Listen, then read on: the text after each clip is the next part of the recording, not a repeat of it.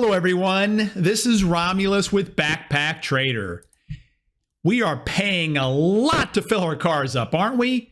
Gas prices, record highs recently. Interesting, though, the price of oil, even after that post-war run-up right about there, $130 a barrel, is not the highest that oil prices has ever been. That goes back to June of 2008. The price of the barrel of oil hit $147. Gas prices still weren't that high back then, however. Record highs over the last few weeks. People are calling their political leaders, their representatives in Washington. They're complaining, they're asking for some type of relief. Well, President Biden, about a week and a half ago, started moving oil from the Strategic Petroleum Reserve. That's a couple of big words, Romulus. What are you talking about? What does that mean? Let's go into it. Here we are.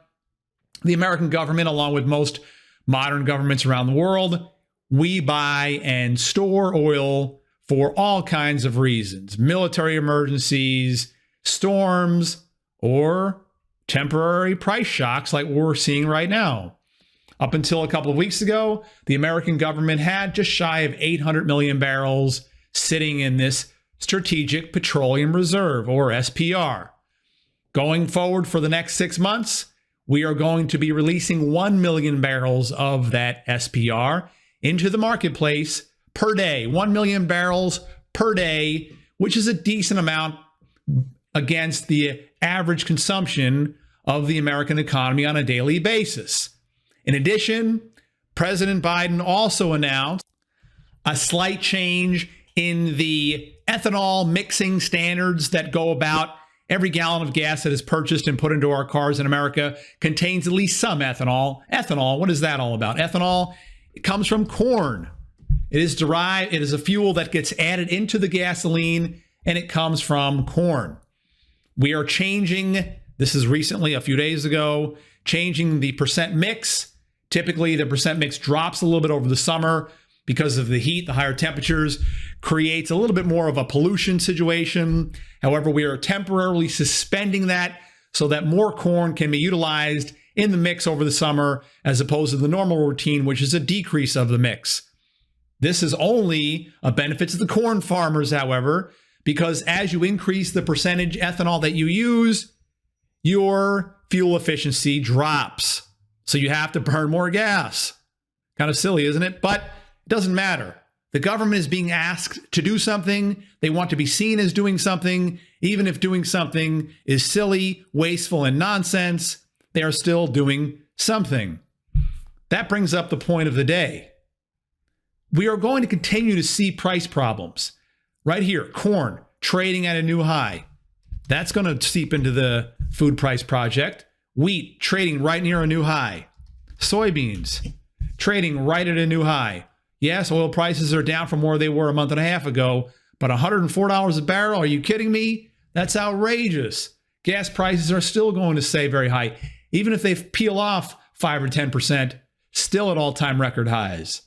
People, voters, citizens are going to continue to call their representatives and ask the political leaders to do something. And even though the political leaders should turn around and say the best thing we can do is nothing, as a matter of fact, if we decrease regulations and decrease taxes across the board, that in only a few months' time will improve all kinds of situations because it increases competition. Competition is always the number one way to lower prices. Let me repeat that. Competition is always the number one way to lower prices. However, competition, lowering taxes, lowering regulations, decreases political power in the representative base in Washington, and therefore they will not do that. So they're going to do other things. They're going to push one lever, solve a problem, and it creates two levers of problems over on the left.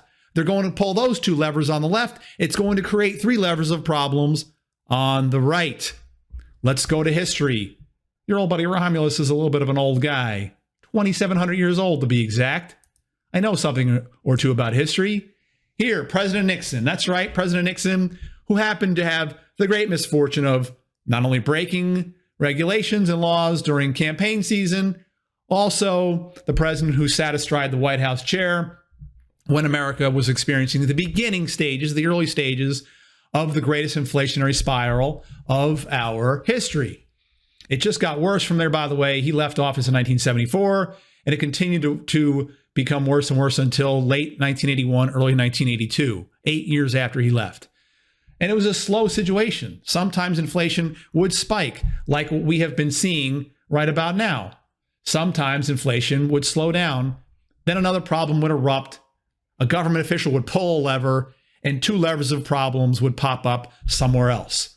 In 1971, August to be exact, inflation was starting to show problems across the economy. And by the way, back then, the CPI, the Consumer Price Index, which is an average of prices that we pay for all kinds of things. We showed a few of them here: corn, soybeans, wheat, but whatever we were buying, clothes, spending money on entertainment. It's everything that consumers spend their money on a daily basis. So compared to 1 year ago, and this is the March result, so the information that just got reported here a few days ago, the Consumer Price Index rose 8.5% over a year before.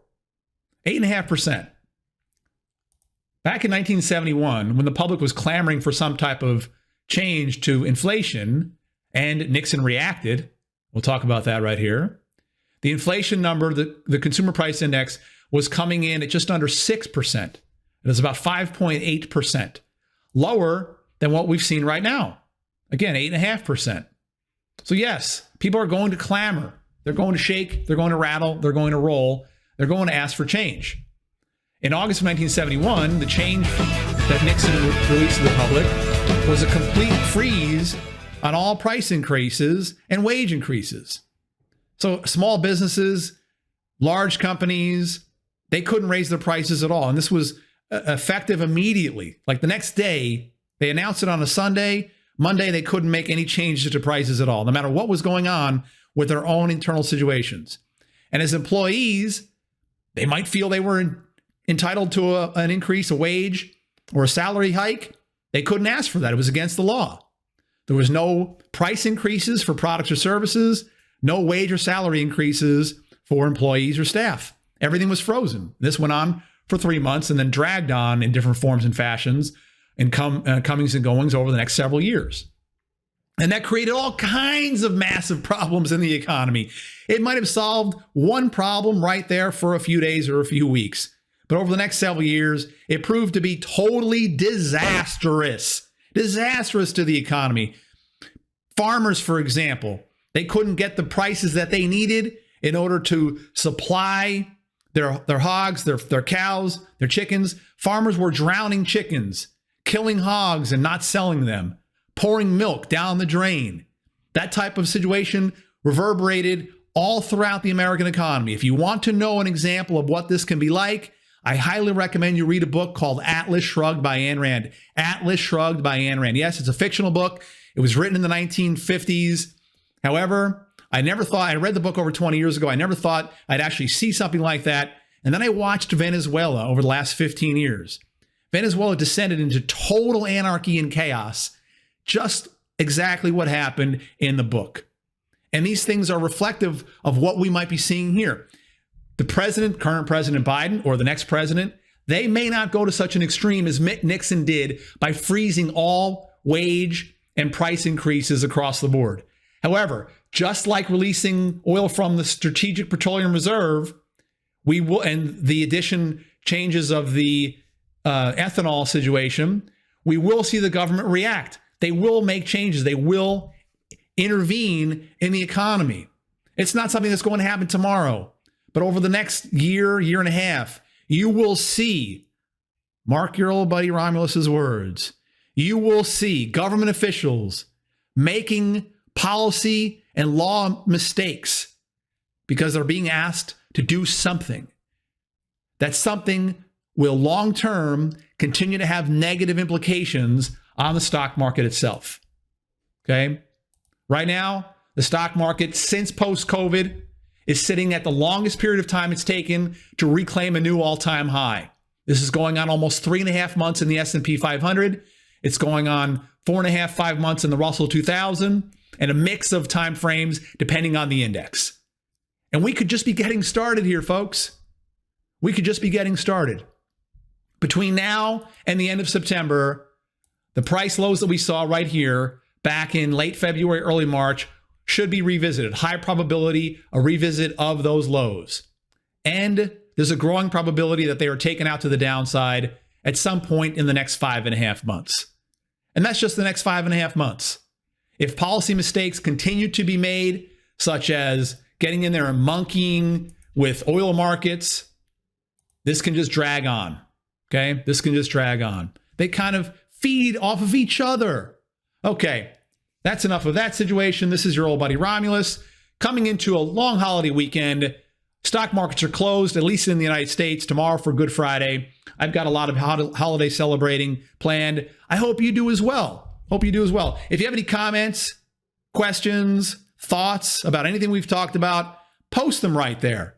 This, again, is your old buddy Romulus. I've been doing this in a professional capacity in different ways, different manners for more than 27 years. And God willing, it'll be another 27 more. Okay, I'm heading back to ancient Rome, kicking the celebration off soon. Please enjoy the rest of your day and your holiday weekend. That's all for now.